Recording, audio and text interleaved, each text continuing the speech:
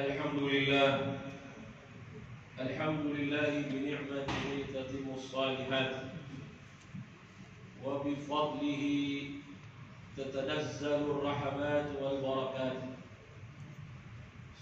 wa bitaufiqihi tatahaqqaqul maqasid wal ghayat wa bi'afwihi tughfaru dhunub was sayyi'at.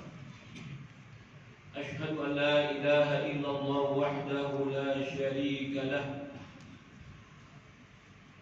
رب الأرضين والسماوات وأشهد أن سيدنا ونبينا محمدا عبده ورسوله سيد السادات. اللهم صل وسلم وبارك وكرم ومجد وعظم على سيدنا وحبيبنا وشفيعنا وقرة أعيننا ومولانا محمد وعلى آله وأصحابه أهل الفضل والكرامات. أما بعد فيا أيها المسلمون فإني أوصي نفسي أولا وإياكم ثانيا بتقوى الله وقد فاز المتقون. فاتقوا الله يا عباد الله وافعلوا الخيرات واجتنبوا عن السيئات. تقوى الله التي لا يقبل غيرها ولا يرحم إلا أهلها ولا يثيب إلا عليها.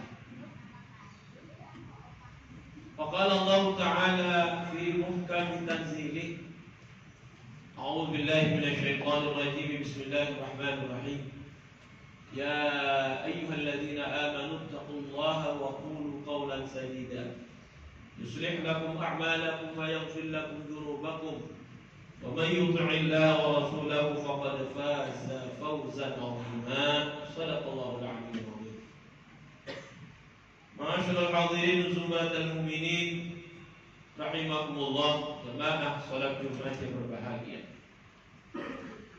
Melalui mimbar Jumat yang mulia ini saya selaku khatib berwasiat buat untuk pribadi saya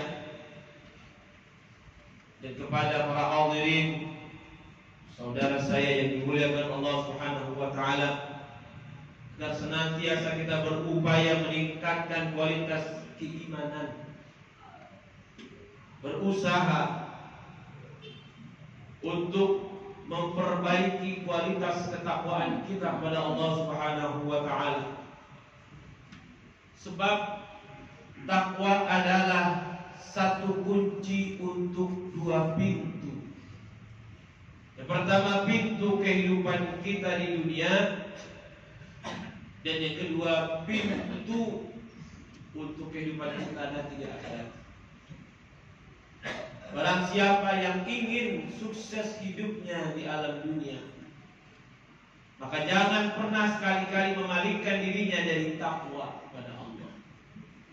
Begitu juga siapa saja yang menginginkan kebahagiaan kehidupan abadi di alam akhirat nanti, tentunya takwa pula yang menjadi modal utamanya.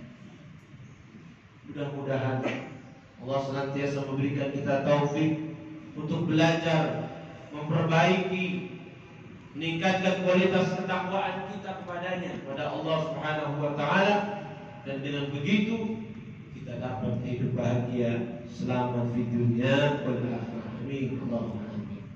Ma'asyiral hadirin rahimakumullah. Perlu kita ketahui dan kita sadari bahwa tidak selamanya manusia hidup di alam dunia ini berjalan seperti yang dia harapkan.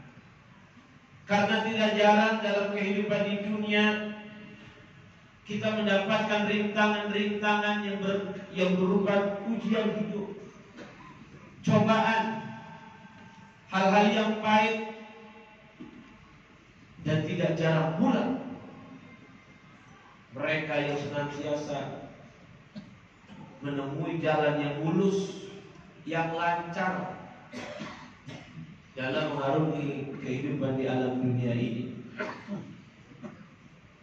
Dan seringkali manusia berbeda pandangan di dalam memandang kehidupan ini. Biasanya manusia akan mengingat Allah, akan tersentuh hatinya mendekat kepada Allah Subhanahu wa taala ketika dia sedang direndung kesulitan, kesempitan, kesengsaraan. Dan ada juga manusia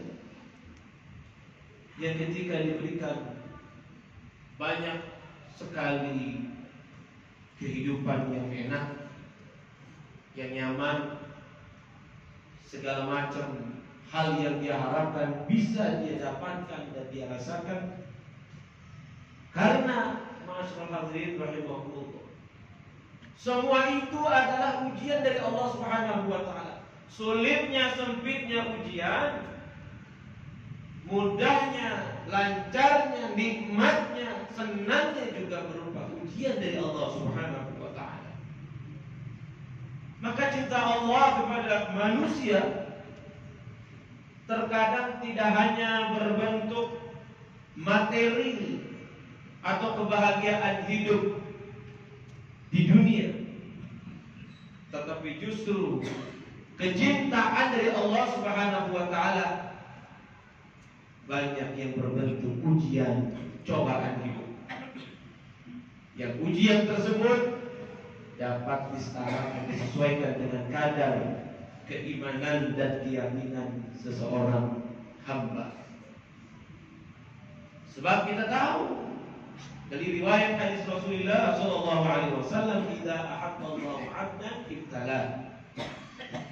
Sesungguhnya kalau Allah itu mencintai seorang hamba, maka akan diujinya, akan dicoba oleh Allah Subhanahu wa taala hamba tersebut. Masyaallah hadirin rahimakumullah, makanya dalam sejarah para nabi dan rasul yang kita tahu mereka itu adalah wujud manusia yang paling dicintai dan dikasihi oleh Allah Subhanahu wa taala. Namun justru merekalah yang dapat banyak ujian dan cobaan dari Allah Subhanahu wa taala. Ada ketika Nabi Muhammad SAW ditanya oleh para sahabat, "Wahai Rasulullah, siapa dari hamba Allah yang ujiannya itu paling berat?" Rasulullah jawab, para nabi yang mendapatkan ujian paling berat, paling dahsyat. Secara berurutan, setelah para nabi, kemudian yang begitu berat juga ditimpakan ujian oleh Allah, para syuhada, dan kemudian orang-orang yang saleh. Mereka yang notabene kita tahu mempunyai keimanan dan keyakinan yang begitu kokoh, namun mempunyai banyak ujian dan cobaan dari Allah Subhanahu wa taala akan keimanan dan keyakinan mereka kepada Allah Subhanahu wa taala. Dalam firman Allah Subhanahu wa taala dalam surat Al-Ankabut ayat 2 sampai 3, Allah Subhanahu wa taala berfirman, "Ahasiban nasu ay yutraku ay yaqulu amanna wa hum la yuftanun? Walaqad fatanna alladziina min qablihim fala ya'lamanna Allahu alladziina shadaqu wa la ya'lamanna al-kadzibin." Apakah manusia itu mengira bahwa mereka akan dibiarkan saja mengatakan kami ini telah beriman, sedang mereka tidak diuji lagi? Dan sesungguhnya kami telah menguji orang-orang sebelum mereka, maka sesungguhnya Allah mengetahui orang-orang yang benar, dan sesungguhnya Dia mengetahui orang-orang yang berdusta. Di dalam sejarah, Nabi Sulaiman alaihissalatu wassalam adalah nabi yang diberikan banyak kemewahan, kenyamanan hidup dari Allah Subhanahu wa taala. Dinobatkan sebagai raja yang punya singgasana yang begitu megah, kekuasaan yang begitu luas, dan ilmunya juga ilmu yang luas, ilmu zahir wal batin. Banyak sekali kenikmatan yang Allah berikan kepada Nabi Sulaiman alaihissalam saat itu. Tidak hanya manusia yang dibawa kekuasaannya, para jin, para hewan semuanya juga menjadi di bawah naungan kekuasaan beliau. Beliau juga bisa berbincang-bincang kepada mereka. Bukan hanya manusia, angin, hewan dan sebagainya. Tapi segitu banyaknya nikmat yang Allah berikan kepada beliau. Beliau mengatakan hadza min fadli rabbi liyabluwani ashkuru am akfur. Ini adalah fadilah, anugerah dari Tuhanku yang fungsinya untuk mengujiku, menguji keimananku, apakah aku ini bersyukur atau malah kufur. Jadi maksud hadirin, ujian itu tidak selalu hal-hal yang sempit, sulit, hal-hal yang membawa tidak enak di hati, tidak enak dalam kehidupan kita. Namun hati-hati, yang paling berat, yang paling banyak orang terjerumus, terperdaya, terpesona dan jatuh di dalamnya adalah nikmat kesenangan, nikmat kenikmatan, kelancaran hidup, mulusnya hidup seperti apa yang diharapkan. Ini menjadi ujian yang berat, karena tidak sedikit orang yang jatuh karena dia meninggalkan kewajiban pada Allah, lalai kepada perintah Allah, tidak ada sentuhan hatinya cinta kepada Allah dan Rasulnya. Tapi karena terus diberikan kenikmatan hidup, jadi dia terus meninggalkan hal-hal yang diinginkan, diharapkan oleh Allah Subhanahu wa taala. Bila sampai akhirnya orang seperti ini mendapatkan siksa yang begitu dahsyat setelah mereka mati dari alam dunia, dikuburkan di alam barzakh sana. Ma'asyiral hadirin rahimakumullah. Oleh karena itu, mari senantiasa kita merenung, menyadari diri kita pasti banyak kesalahan dari kita, pasti banyak kekurangan sebab kebodohan dan kelalaian kita kepada Allah Subhanahu wa taala. Dengan itu kita berbalik kepada Allah, kita taubat kepada Allah, merenungi bahwasanya sisa hidup kita di alam dunia ini sudah semakin sempit. Terbatasnya kesempatan kita hidup di alam dunia untuk menampung kehidupan di akhirat yang lebih enak dengan pahala-pahala kebaikan yang kita amalkan di alam dunia ini. Maka dari itu selalu kita sadari bahwa sejak kita hidup di alam dunia untuk mencari keridhaan Allah demi kebahagiaan hidup di alam kampung kita di akhirat nanti. Dengan begitu mudah-mudahan Allah senantiasa memberikan kita taufik agar kita hidup di alam dunia, hidup di jalan yang Allah ridhokan, yang Rasulullah ajarkan. Begitu juga anak, istri kita, saudara kita, keluarga kita, mudah-mudahan diberikan taufik untuk senantiasa menjalankan hal-hal yang diridhai oleh Allah Subhanahu wa taala dari ibadah yang begitu banyak sekali jenisnya dan ragamnya.